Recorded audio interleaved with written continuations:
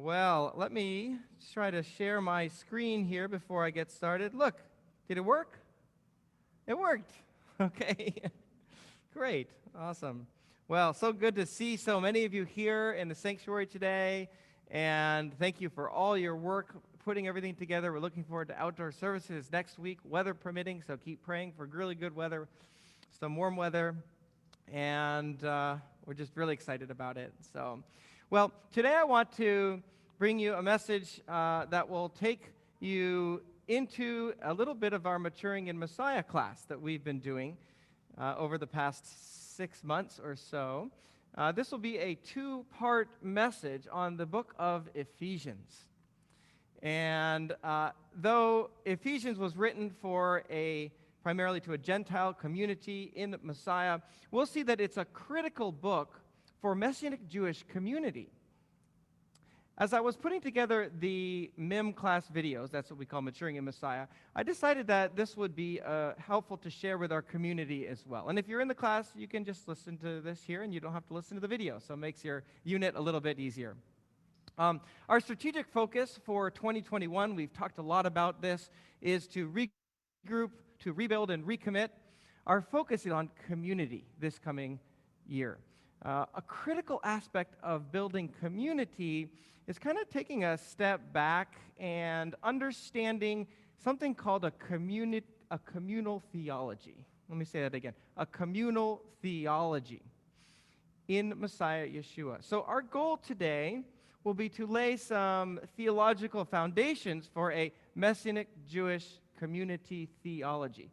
I have slides for our verses in Ephesians, but feel free to open up to Ephesians in your Bibles if you'd like to follow along, because I'm doing excerpts. I just didn't have the time to go through each individual passage like we would if we were doing a longer class. So get a Bible if you'd like, and we'll be opening up in the book of Ephesians. I love Ephesians. It is an incredible epistle. It took our home group, a year to study through the 6 chapters. We met every week, and we went through it, and it was terrific.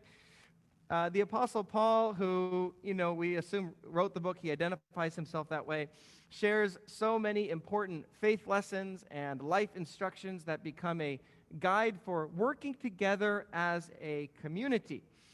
Many studies on Ephesians, however, neglect the larger ecclesiological arguments which frame the letter. So what we're going to do in this first part is to focus on those larger ecclesiological arguments. What does that mean? Ecclesiology is the study of God's ecclesia. Ecclesia is translated in the Bible either as synagogue or church or assembly. Paul uses it to mean the larger community of Messiah in his letters. So this would be like the study of God's people in Messiah. Okay?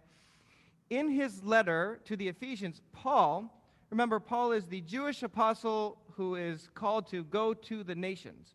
He's writing to Gentiles about the wonder of new life in Yeshua. For Paul, this wondrous new life is inseparably intertwined with the life of Israel, the life of the Jewish people. See if I can go to our next slide here. There. The letter is divided into 2 parts, which roughly correspond to 2 main categories of Jewish teaching, Agada and Halakha. The first 3 chapters are more or less Agadic material. Agada shares the larger story of God's dealing with the world. These chapters tell about God's larger covenantal purposes for Israel and Messiah, and then through Israel to the nations of the world. We call this, in our circles, bilateral ecclesia, the bilateral ecclesia, or the twofold community of Messiah in solidarity with Israel. Now, chapters 4 through 6 is more halakhic. Halakha, in this sense, is how to live out God's larger story in our daily lives with God and then with others. So because of this great story, here's how you should act. Here's what you should do. Rabbi Mark Kinzer, who does some beautiful work on Ephesians, said that Judaism is the intersection between Agada and Halakha. Judaism turns ideas into deeds. We'll unpack the agadic chapters today, the big story, and then in our second part, in a couple of weeks, we'll unpack the halakhic chapters, the implications for community life. And I hope that this will develop a community theology that we can start thinking about these things together. Now, Rabbi Kinzer coined this term bilateral ecclesia in solidarity with Israel in his book, Post-Missionary Messianic Judaism. We've been using this term at Ruach for decades. However, it's a technical term that has led to some misunderstanding recently, so we've adopted, as of late, kind of a newer term, the twofold community of Messiah, which seems easier to grasp. Now, they actually mean the same thing. Bi is two distinct communal realities in this context, lateral side by side as equals in the ecclesia, God's community, and within the shared community life of Messiah. In solidarity with Israel means that the whole community of Messiah, Jews and Gentiles, is inseparably linked with God's ongoing covenant with Israel. You can't separate them out. Simply put, the community of Messiah is made up of two communal groups, Israel and the nations, in a relationship together of mutual blessing with each other through Yeshua. The Jewish fold of Messiah's community identifies with the ongoing election and hope of wider Israel, and the Gentile fold over here of the ecclesia has become, in Paul's language, co-heirs with Israel. Through the Messiah, they are inseparably linked to the Jewish people. The church is inseparably linked to the Jewish people. Now, both are equal, yet maintain distinct functions. Think of it like husband and wife in a shared marriage. The term twofold, I think, helps us to draw out the unity, the fluidity, and even overlap between these two communities. Now, the first half of Paul's letter, Paul encourages the Gentile Ephesians who are new in Yeshua faith to understand what he calls the mysterious ecclesiological unity in the twofold community of Messiah. To understand, I think it's key that we first put our shoes as if we were the Ephesians. For them, the God of Israel was for the Jews only. To believe in the Jewish God through the Jewish Messiah, to them meant conversion to Judaism. And that would be what we'd call a unilateral ecclesia. Does that make sense? Or a single-fold community. If everyone had to convert to Judaism to believe and be part of the body of Messiah, it would be a single-fold ecclesia. Everyone would become Jews. Now, the apostolic ruling in the Jerusalem Council in Acts 15 made it unambiguously clear that they rejected this idea. Paul strongly opposes this idea. However, a reverse form of single-fold community theology developed in the 3rd and the 4th centuries called Supersessionism. Have you guys heard that word? We've been talking a lot about it recently in our class. Or replacement theology is another term.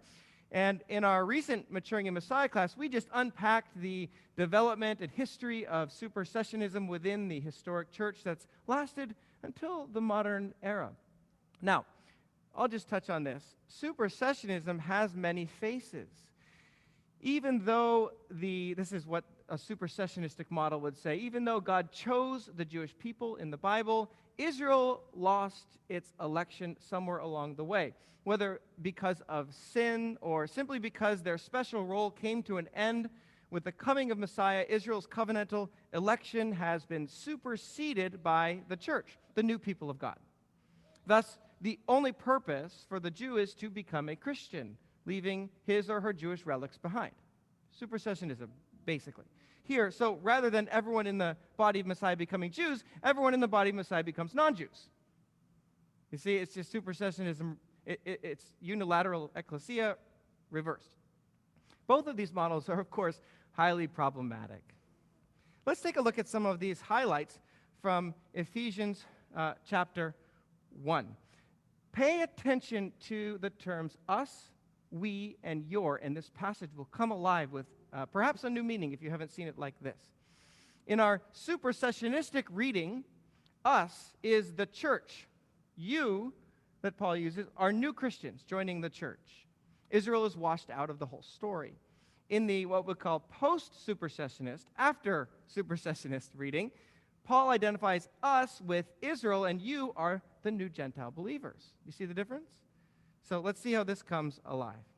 In verse 4, God chose us in the Messiah before the foundations of the world to be holy and blameless before him in love. This is how he opens up his book.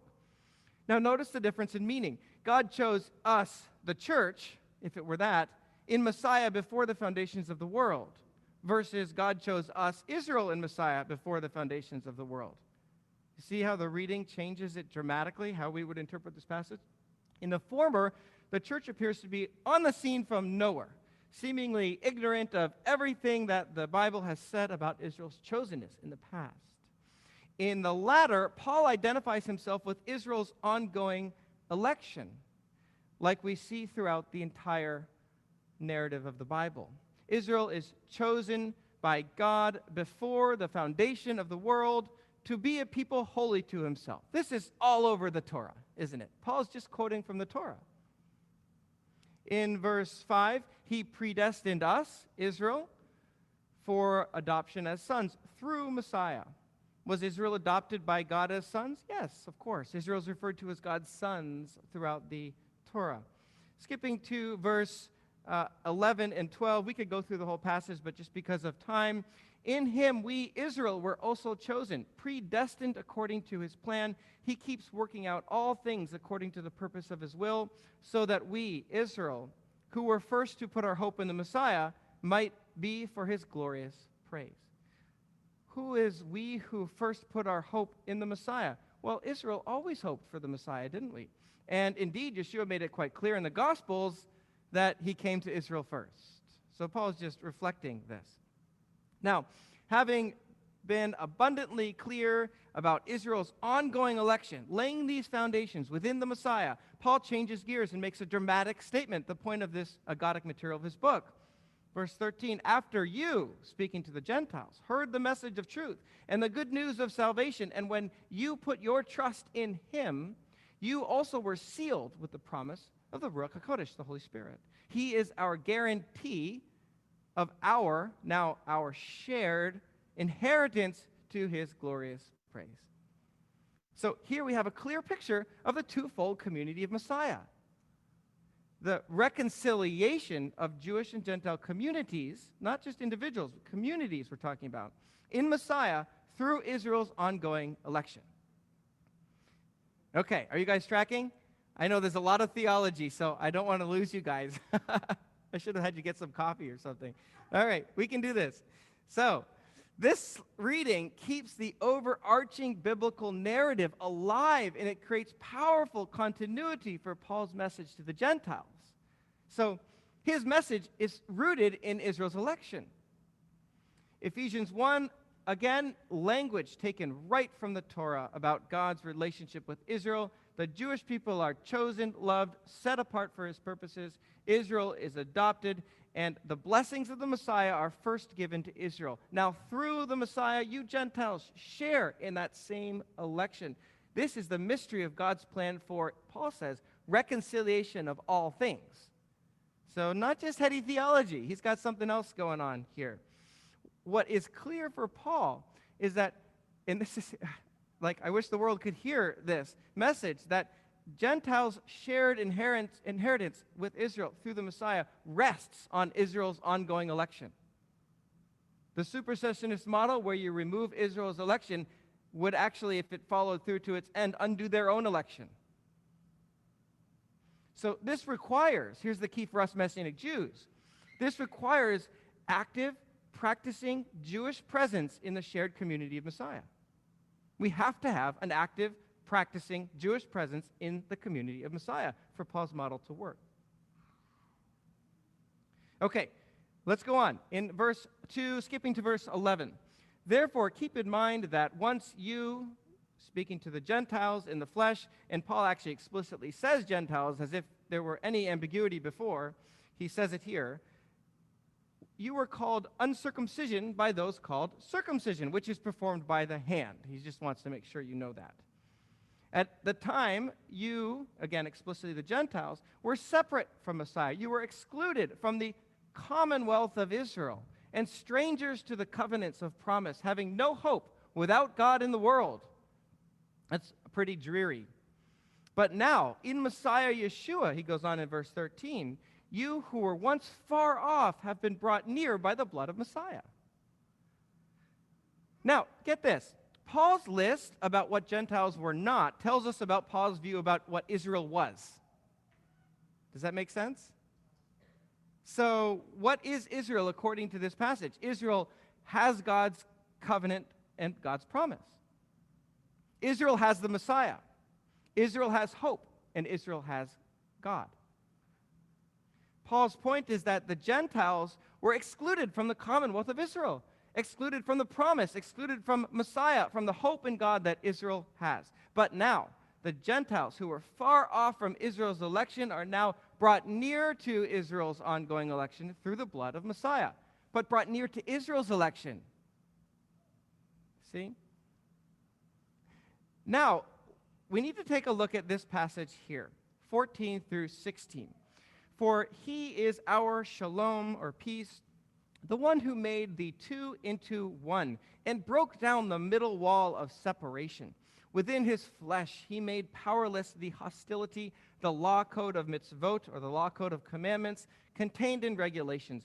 He did this in order to create within himself one new man from the two groups, making peace, and to reconcile both to God in one body through the cross, by which he put the hostility to death. Okay, now, I don't know if any of you guys have read some commentary in this passage, but taken out of context, we have a troubling message here, okay? The supersessionist reading goes something like this. In Yeshua, God acts decisively to end Israel's distinctive identity and distinctive Jewish way of life. In place of the Jews, two becoming one, God created one new man who is sometimes called neither Jew nor Gentile, but an entirely new people group, sometimes called the third race. The third race, of course, has no link to the Jewish people, you see? Totally separate. Now, if we were to take this reading to its end, what would happen to the Jewish people? If Messiah was revealed to all the Jewish people in this light, what would happen to the Jewish people? We would no longer exist. See, this is very problematic and dangerous reading. Let me just list a few reasons why. There are so many reasons. I had to cut half of them out. It was challenging. But a few reasons.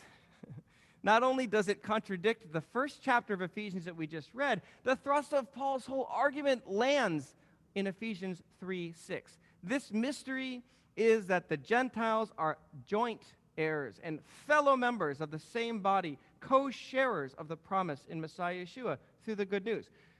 Joint members, co-sharers, require distinction between two ongoing communities. It requires a relationship, not dissolution. Otherwise, it wouldn't be joint. They'd be the new heirs. What brings us together is sharing in the promise given to Israel in the first chapter. If that promise is revoked for Israel, the Gentiles have no promise. Further, it undermines Paul's view of election, Israel's election in other parts of his letters. I'll just fly through some of these. Romans 3:1, what then is their advantage of being Jewish? Much in every way, Paul says. Romans 3:31, do we then nullify the Torah through faith? May it never be. On the contrary, we uphold the Torah. Romans 11:1, I say then, God has not rejected his people, has he? May it never be. Romans 11:28, they are loved on account of the fathers, for the gifts and callings of God are irrevocable. You see that? Irrevocable. Acts 21, a last example, Paul declares that Jews should not depart from keeping the Torah explicitly, from keeping the ordinances and the traditions, and he affirms that he himself is an observant Jew. Let's take a closer look at this passage and see if we can read it from a post-supersessionist lens. Paul is not talking about individual Jews and Gentiles. He's talking about communal realities, two estranged communities in hostility with each other, finding peace. That's the thrust of the whole passage. He wrote of the Gentiles, remember, you were estranged from Israel, but now you are brought near. Now, in the Messiah, the hostility between these two communities is broken down. That's the wall, so that they can be at peace with one another. Think about it. Peace between communities requires what? An active relationship between them. This requires ongoing Jewish communities and ongoing Gentile communities in Messiah that relate to one another, that have a relationship. Paul is not saying that Messiah made the Jewish law irrelevant or optional for Jews, just as he's not saying that he made adultery irrelevant for anyone. He's saying that the consequences of breaking the Torah, which include all of God's laws, are powerless through Yeshua's total forgiveness on the cross for Jews and Gentiles alike. Gentiles can thus be reconciled to God without becoming Jews in Messiah. That's his argument. He's trying to show how they can be reconciled to God without becoming Jews. Of course, we still do our best to live according to God's laws, don't we? He said earlier in his letter, I didn't quote it, but he said, we were created for good deeds. But our shared inheritance, our election, is dependent on God's mercy through the Messiah. Now, the phrase one new man from the two has led to a lot of confusion. Let's break this down. You can have fun looking at different commentaries on this. But here is a post-supersessionist reading of this verse. Let's break it down by word. One. We'll start with one.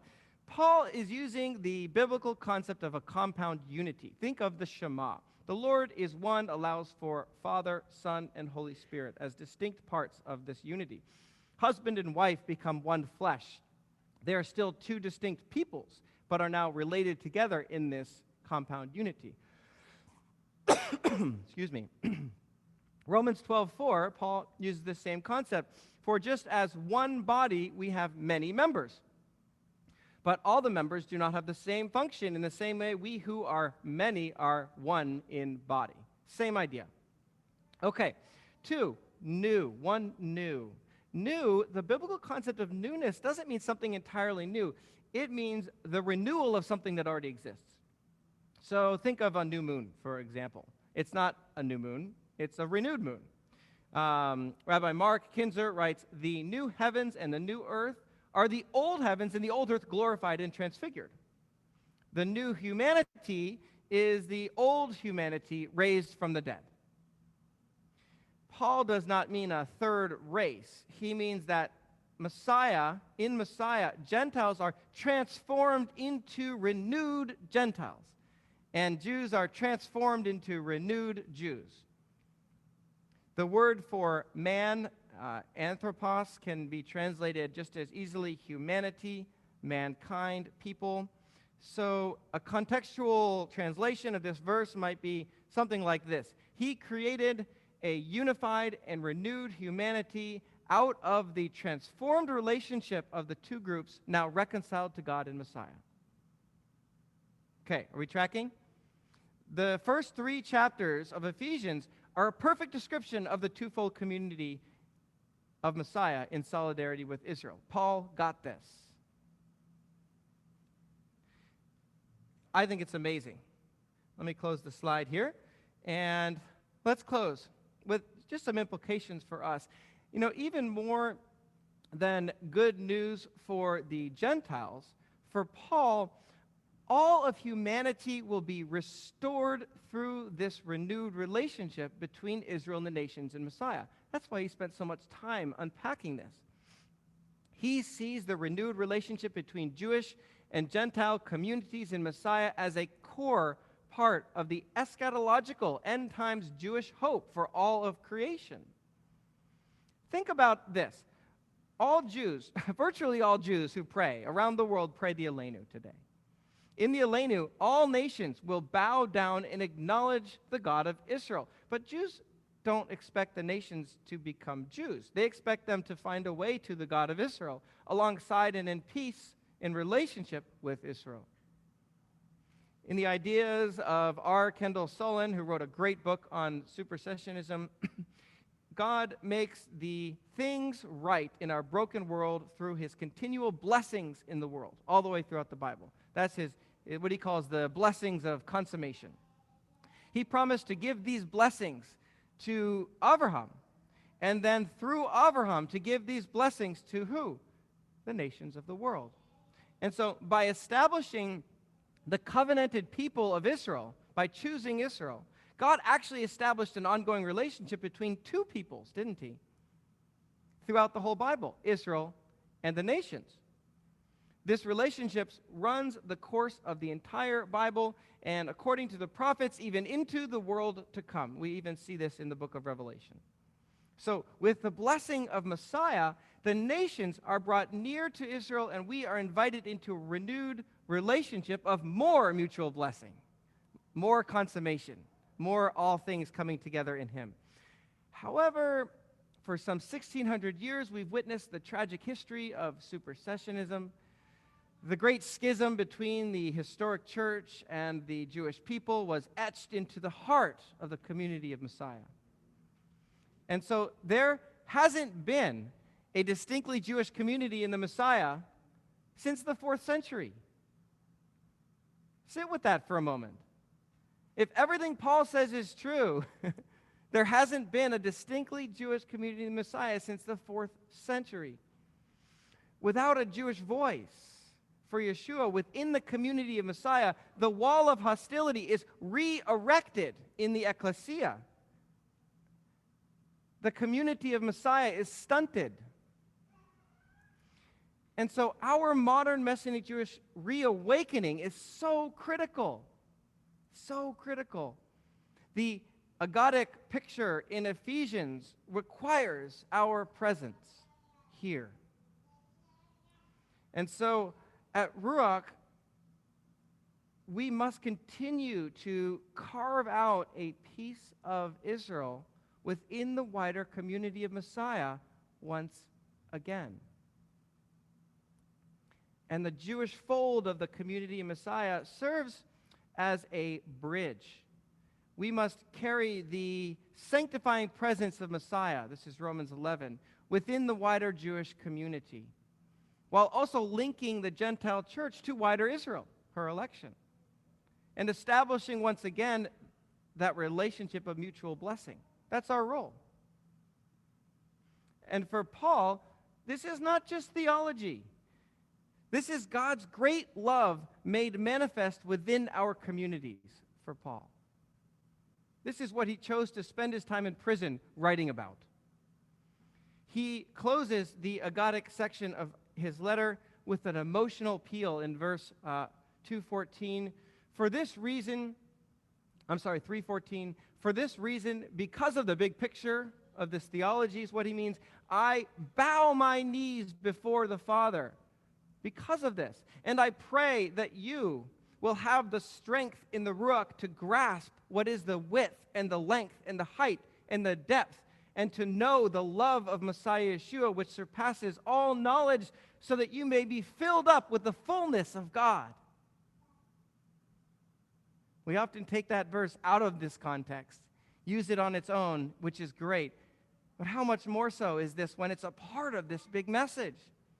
Filled up with the fullness of God. Know the love and the width and the length and the height. And for Paul, these lofty theological concepts are lived out in the realm of daily community life, what we're doing here. He transitions to the second practical half of his letter. Therefore, I, a prisoner for the Lord, urge you to walk in a manner worthy of this calling to which you were called, with complete humility and gentleness, with patience, putting up with one another in love, making every effort to keep unity in the Ruach, in the Spirit, in the bond of peace. Therefore, he says, live these great truths out in our day-to-day community life. And this will be part 2. This is the beginnings of a communal theology. These great truths mean nothing unless we share them in community life, unless we share them with each other at Ruach Israel, building this small but precious Jewish community in Messiah once again. And I want to suggest that we think of this term, I'm borrowing this from Dave, decisive community. For Paul, our community in Messiah is our decisive community. We have lots of communities in our world, don't we? Lots of them, all around us, you see? But in the apostolic witness, in the New Testament, in biblical concept, our faith community in Messiah is our decisive community. And so many of you here do this so well. I'm just encouraging you here. We're all supposed to be community shapers and community builders, to prioritize friendships with each other in Messiah, to invest time with each other above other things, all centered around God's greater love and his life in Yeshua. So let me leave you with that. Thank you for hanging in through the theology, and next time we'll get into some of the practical parts of this, but next week, outdoor services, come and let's be a community together. Let's do it. So Shabbat Shalom to you all. And if I can invite Evan to come up, and we'll close our service.